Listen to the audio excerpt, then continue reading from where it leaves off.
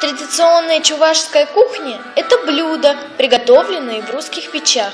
Из молочных продуктов были в ходу своеобразный сыр, кислое молоко с водой. Первым блюдом был суп с картофелем с приправой из муки, овощей, трав, иногда с мелко нарезанным мясом. Часто ели каши полбяную, гречневую, пшеную, а также горох.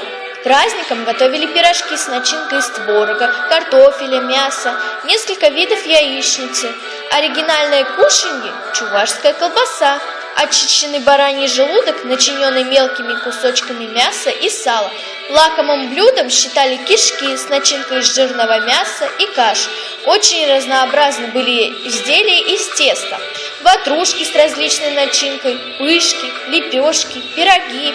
Вместо традиционного русского кваса – домашнее пиво. В настоящее время по-прежнему лучшие блюда национальной кухни можно увидеть на столе у Чувашии.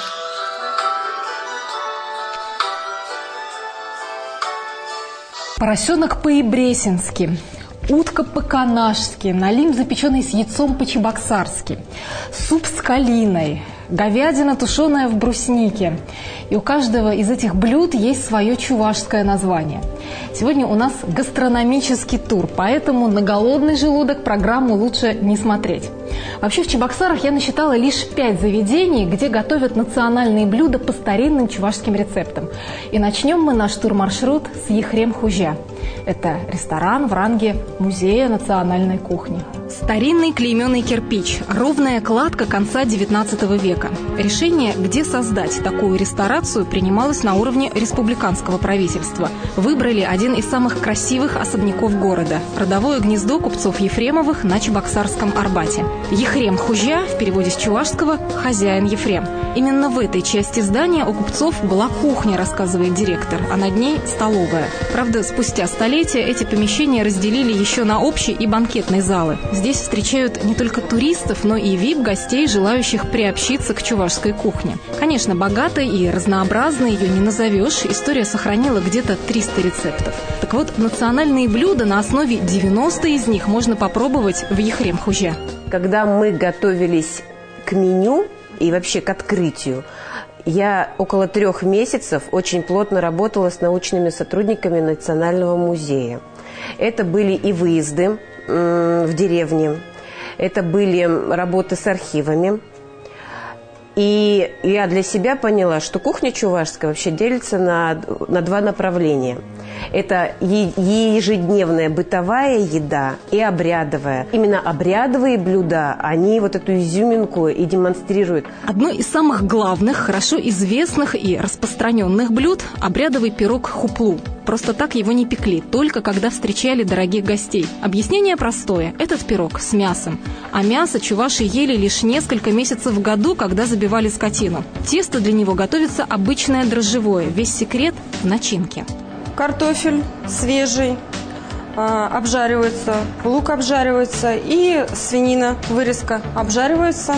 Все это практически мясо до готовности, лучок практически до готовности, картошечка немножечко такая не полностью готовая, и уже в печке это все до конца дойдет. Конечно, пироги с картофелем и мясом есть почти во всех национальных кухнях. Но фишка чувашской в том, что в хуплу кладется не пюре, а сырой, накрошенный кубиками картофель. И мясо тоже должно быть нарезано, а не пропущено через мясорубку. Еще нужно хорошо поперчить, чтобы в пироге чувствовалась остринка. Кстати, у хуплу есть еще один отличительный знак. Вот такой глазок. Делают его, конечно, не для красоты. Для того, чтобы оттуда выходил воздух, для того, чтобы она не задувалась. В некоторых рецептах хуплу в процессе запекания просят подливать через отверстие мясной бульон, чтобы начинка оставалась сочной. Но повара Ехрем-Хужа этому удивляются. Говорят, лук и мясо в любом случае дадут сок, а подлив бульону можно получить вообще мокрый пирог. Вместе с хуплу к праздничному столу подавали еще и шартан. Это рубленное мясо, запеченное в бараньем желудке. По сути,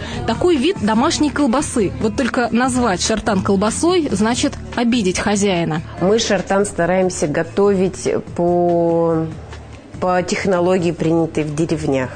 То есть это 1 баран, 1 шартан. Мы готовим из натурального желудка, забиваем натуральное мясо баранины. Хочу сразу сказать, что у нас свои подсобные хозяйства по баранине. Мы выращиваем баранов, и поэтому все блюда из баранины, которые в нашем ресторане предлагаются, они приготовлены из нашей баранины. И очень долго запекается. Человек, ответственный за приготовление шардана, это один человек. Он готовит его почти всю ночь на очень медленной температуре, не открывая, для того, чтобы создать вот этот эффект русской печи. Кстати, о русской печи мечтают многие рестораны, но ни один пожарный инспектор не разрешит такому заведению работать. Вообще в чувашской кухне много каш. В отличие от мяса, крупа у крестьян была круглый год. Но чтобы ввести в меню каши, настоящие, рассыпчатые, нужно особое оборудование. Каша – это вообще очень вкусное блюдо. Его можно и подать вкусно, и приготовить. Но для этого, для того, чтобы хорошо приготовить кашу, все-таки необходимо технологическое оборудование определенное. Вот мы сейчас мечтаем, уже, вернее, заказали итальянскую печь, которая сможет, на дровах она, которая сможет воспроизвести эффект русской печи, но в то же время она пожаробезопасна. Ледники для хранения свежих продуктов были только в богатых домах. Рядовые крестьяне урожай старались побыстрее законсервировать. Соленые огурцы и капуста на столе были до весны. Вообще эту группу блюд – соленья, каши, мучные кисели и маленькие пирожки – чуваши позаимствовали у русских. Повседневным блюдом местных крестьян были вареники, хоран-кукли. С мясом их готовили крайне редко. Чаще всего для начинки смешивали творог с сырыми яйцами и маслом, либо толкли картофель. В меню ехрем-хужа 5 видов вареников. Пожалуй, самые оригинальные с яйцом и зеленым луком. Яйцо отвариваю до готовности, на терке натираю, лук мою, промываю, режу мелко, смешиваю яйцо и лук, солю и добавляю немножко сливочного масла.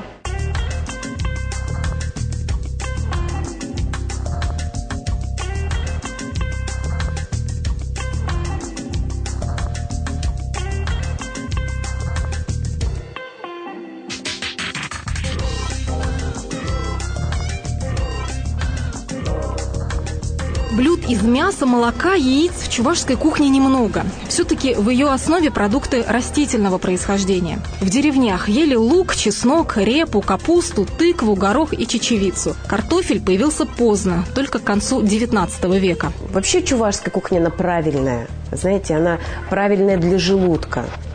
Там такие способы обработки, потому что тушение и запекание, варенье, и простые ингредиенты, которые сдабриваются только чесночком, лучком, перчиком. Ничего лишнего, немного жира, это тоже, опять же, полезно. То есть еда калорийная, но в то же время она не загружает организм. После нашей еды силы чувствуешь, но не чувствуешь тяжести. Отведать блюда национальной кухни можно еще и в музее пива. Здание соседнее, прямо дверь в дверь, но владельцы разные и концепции тоже. Правда, такого разнообразия чувашских блюд, как в ехрем-хужа, больше нигде нет, можете даже не искать. Вообще в Чебоксарах не так уж много поваров, которые бы сохраняли старинные рецепты и какие-то свои собственные разрабатывали, тем самым обогащая чувашскую кухню. К одному из таких мастеров мы сейчас и отправимся.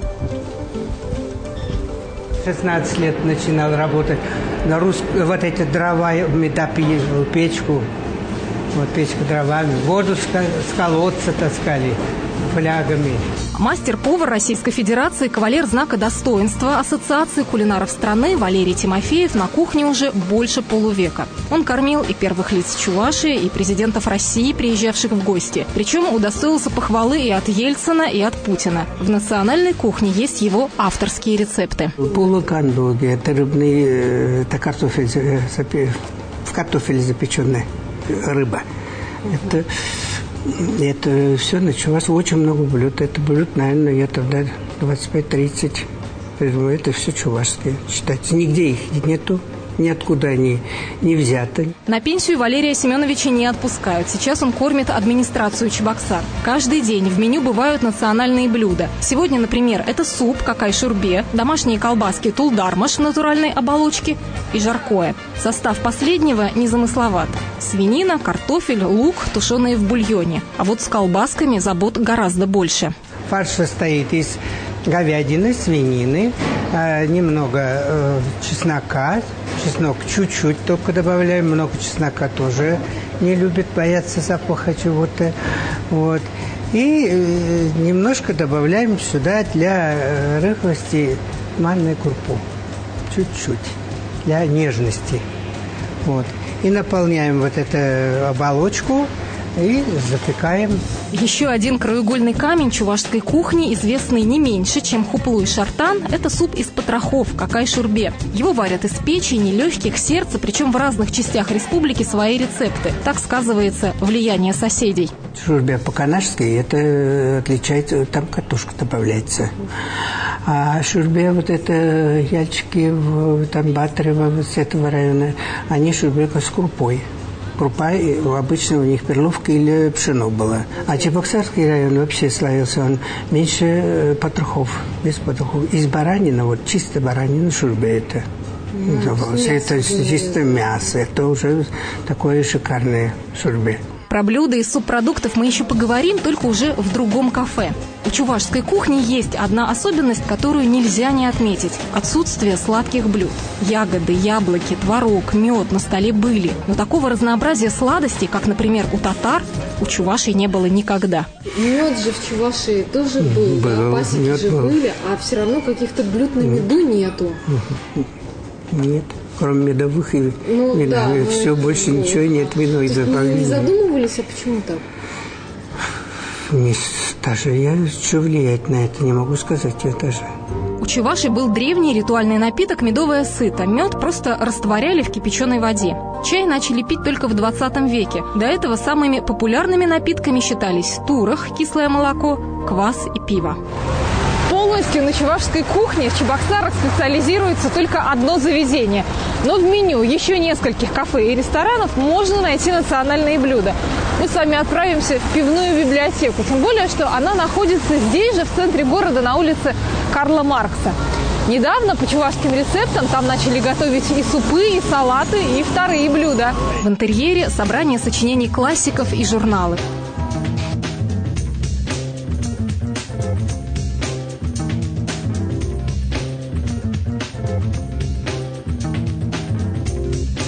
Но тянет листать не их, а книгу о вкусной и здоровой пище. Меню. Оно тоже выдержано в литературном стиле. На его страницах можно встретить немало известных персонажей. Вот, например, среди горячих закусок есть «Поцелуй Маргариты». Среди холодных – «Сон Балконского» и «Ржевский на рыбалке». Чувашское меню – отдельной вкладкой. Его разработали по просьбам туристов. Провели определенный опрос среди наших гостей, чтобы хотели вообще увидеть, какие более популярные блюда. И как раз вот, исходя из вкусов, наверное, из спроса, мы составили уже наше меню чувашское.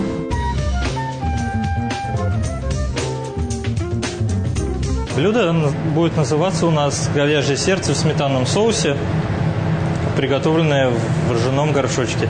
И вот здесь на сцену снова выходят субпродукты. У чувашских крестьян не пропадало ничего. Заколов скотину, они использовали все, от копыт до ушей, собирали даже кровь животных. Очень распространено было блюдо юн-ажалани. Свежую кровь на сковороде смешивали с крупой и кусочками сала. Часто этой смесью набивали свиные черева, запекали в печи, и получалась кровяная колбаса.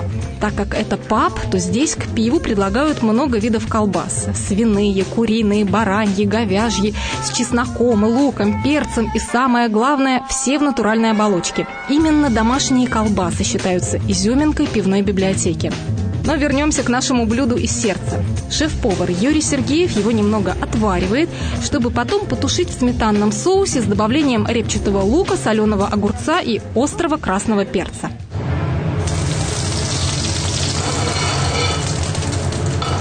Так, сковорода у нас нагрелась. Сейчас мы можем смело обжарить лук.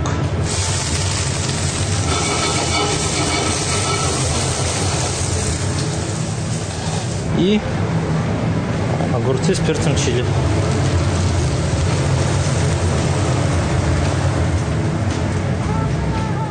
В самом конце приготовления соуса мы добавим лук-резанец и чеснок. Пока мы готовили соус, сердце у нас уже сварилось. Мы сейчас сольем воду и будем тушить его в соусе. Готовое, очень нежное сердце можно подать в горшочке из ржаного теста. Каждая чувашская женщина умела печь хлеб, и как хозяйку ее оценивали именно по вкусовым качествам каравая. Хлеб пользовался особым почтением. Например, резать его мог только глава семьи, и горбушку он должен был забрать себе. По словам Юрия, тесто для горшочка лучше всего замешивать из ржаной муки. Чтобы сердце пропиталось ароматом ржаного теста, ржаного хлеба и как бы взяла в себя все самое вкусное оттуда. Горшочек снова отправляется в печь, только уже с начинкой. Отварной картофель с маслом и зеленью подается отдельно. Вообще блюда из субпродуктов можно назвать отличительной чертой чувашской кухни. В пивной библиотеке предлагают попробовать салат с печенью. Ее нарезают соломкой и обжаривают в масле. То же самое проделывают с репчатым луком и морковью. Добавляют вареные яйца, зеленый лук и майонез. Сейчас здесь готовят еще и на заказ. То у нас очень практикуется и меню на заказ. То есть вот если пришел к нам гость, и он ознакомился с нашим меню, захотел что-то свое, то есть у нас это практикуется, любое блюдо на заказ. Конечно, это не будут какие-то там замысловатые европейские, там, я не знаю, даже заморские блюда, но как бы вот этим мы, наверное, тоже отличаемся. Сейчас многие продукты стали доступнее, изменились технологии их приготовления. И, конечно, на национальной кухне это тоже сказалось. Некоторые блюда исчезли, но зато тем ценнее рецепты, которые выдержали испытания временем. И вот в них, говорят повара, не надо ничего добавлять или пытаться как-то усовершенствовать, иначе мы не сохраним традиционную чувашскую кухню, которая может многое рассказать о жизни и характере народа.